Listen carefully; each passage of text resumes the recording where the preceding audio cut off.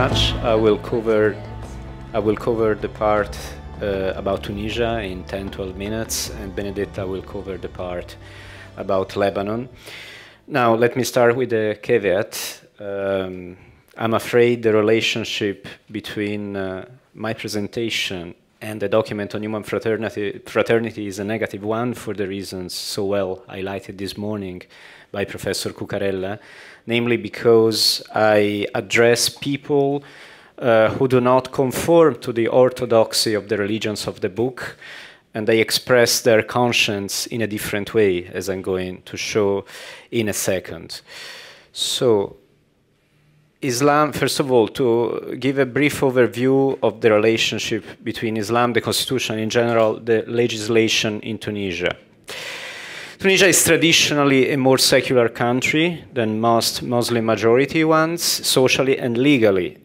Sharia is not explicitly mentioned in any text. There is only an adjective in the Code of Personal Statute that could be interpreted as legal impediments to certain rights in the family realm, in a religious way or in a civil way. But in general, Sharia is not present in the Tunisian legal system, and the constitutional role of Islam is ambiguous.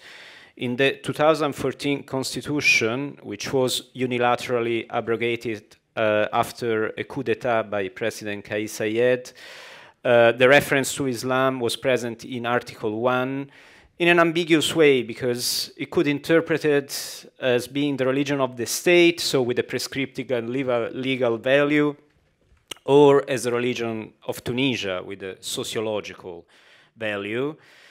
At the same time, Article 2 proclaimed Tunisia as a civil state, Dawla Madaniya, which was widely interpreted as a guarantee of secularism. And then we had what constitutionalist Yad Ben Ashur defined the pot-pourri de la Constitution tunisienne. On the one hand, the call on the state to protect religion. On the other hand, the protection of freedom of conscience. So, why is freedom of conscience so important? First of all, let me briefly address the changes in the 2022 constitution. On the one hand, the reference to the religion of the state or Tunisia disappears in Article 1. At the same time, though, the state is called upon to pursue the goal of Islam, namely life, honor, property, religion, and freedom. I know this is not the classical formulation of the goals of Islam, but this is the formulation that President Saied decided to include in the constitution. There is no more mention of the civil character of Tunisia, and no more reference to universal rights, and which existed since the time of Bourguiba, in fact. It's the first time we don't have them there, after the liberation from the colonial period. Now, I was saying freedom of conscience is very crucial, and it was protected in the 2014 constitution as well as in the current one, because it includes not only the freedom to believe, but also the freedom of not to believe. As such, again, according to Yad Ben Ashur, includes atheism, heresy, and apostasy. So this is a crucial advancement, especially for a Muslim majority country. At the same time, we have to give an account of the fact that public order, as we heard our colleagues before speaking, in the case of Egypt, public order in Tunisia as well is used to advance a certain interpretation of Islam. Namely, Islam is basically used sometimes in the court as an imperative element of Tunisian public order. This was based on Article 1 of the previous constitution, and we can argue that even more so can apply to Article 5 of the current constitution. This concept was used in the realm of family law, for instance, until 2017, to prevent Muslim women from marrying non-Muslim men, to exclude non-Muslims from inheriting from Muslims, and to strip mothers of guardianship of their children on religious grounds. But then the element of Islam comes into play also in the realm of public morality. And specifically here, I refer to two articles of the Penal Code, 226, 226 bis, that in a very vague wording condemn those expressions that can undermine public morality, incite debauchery, or disturb good morals. And this is used in a very wide way, as I'm going to show in a second. I cannot delve into all these cases, but I listed them because of their variety. In one case, we had a public expression of atheism by Nadia El Fani, a famous movie director, that was investigated simply for stating her atheism in public. In another case, we had an artistic exhibition that criticized and portrayed certain elements of Islam, significantly stoning as a denunciation on human rights grounds. In another case, we had the famous case of Nesma TV that broadcasted a movie, Persepolis, where the image of God is depicted. Then we had cases of outright blasphemy, so offense of God and the Prophet, and we had several of them. We had also cases of an ironic mimicking of the Quran for political reason, but also something that doesn't really fit apparently within these religious parameters, because these articles on public morality are also used to target homosexuals, despite existing in Tunisia a specific article of the Penal Code that condemns homosexuality. And then also the public break of Ramadan fasting has led to incarceration because of these articles on public morality. Now, religious minorities as well are hit by the different provisions of the law, not only criminal law, but also administrative law and other types of discrimination. Significantly, Tunisian Christians, and especially converted apostates, are not allowed to proselytize nor to establish organizations. When it comes to Catholicism, the matter is regulated with by a specific accord with the Vatican. But other minorities, especially those who do not belong to the religions of the book, have several issues, and it's the case, for instance, of the Baha'is. The Baha'is are quite numerous in Tunisia, in the sense that there are no official numbers, but apparently they are as many as Jews in Tunisia now. We are talking about 1,000, 2,000 people, which is quite a lot. And I will address the case of Baha'is later on. Just let me briefly mention Jews. Often they suffer problems because they are seen as part of the Israeli matter. So even religious gatherings of Jews sometimes are attacked because are seen as an instance of normalization with the Jewish state.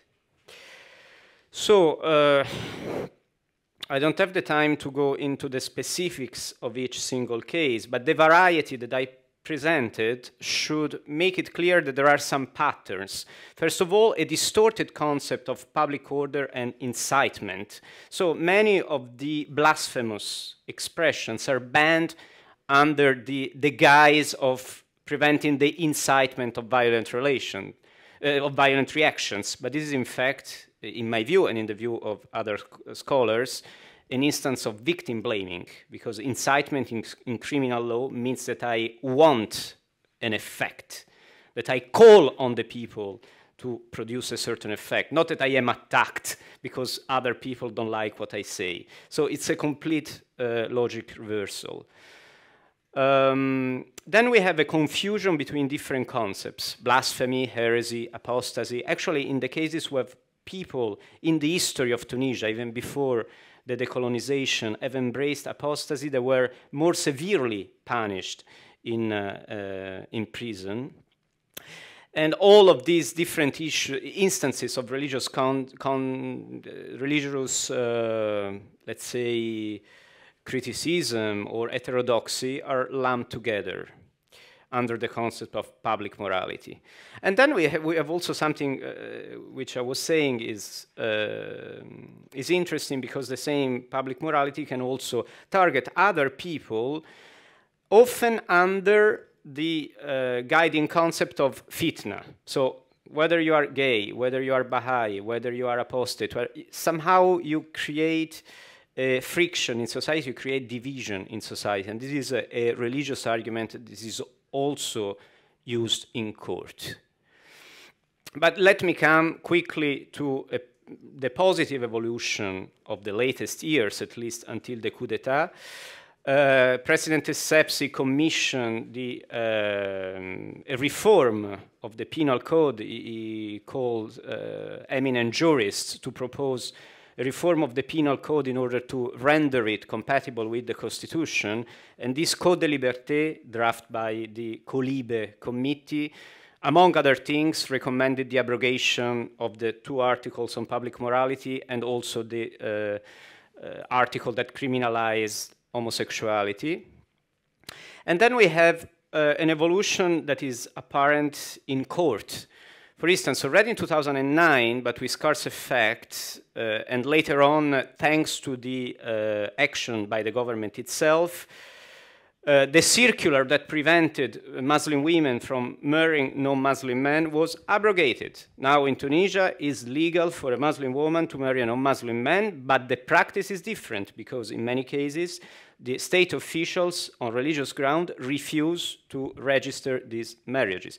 By the way, this differently from Egypt, Lebanon, in Tunisia, the Code of Personal Status, namely family law, despite the name, applies to all citizens. Marriage is civil, divorce is civil, and inheritance rights are civil, although in this case they are based on the Quranic principles of discrimination against women. Then we have, this is a very interesting case. The Tribunal of qu'à in 2017 not only allowed a Muslim woman to remarry a non-Muslim man, invoking freedom of conscience, but she also allowed to keep her children's custody with an incredibly revolutionary statement.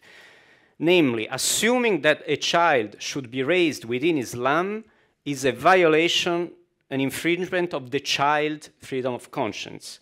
So this was incredibly forward-looking in 2017 by the Tribunal of qu'à. Then I come back to the Baha'i. Now, there are no penal consequences against the Baha'i, but they are prevented from establishing their own organization. The administrative court in 2019 refused the religious argument adduced by the Ministry of Religious Affairs, which basically used takfiri argument against them, along with the mufti, accused them of apostasy and of being heretical compared to Islam. Now, the administrative court refused these arguments and allowed Baha'is to constitute their own organization. Unfortunately, there was no effect, so the government until now has refused to enact this judgment. Yeah, and my conclusions.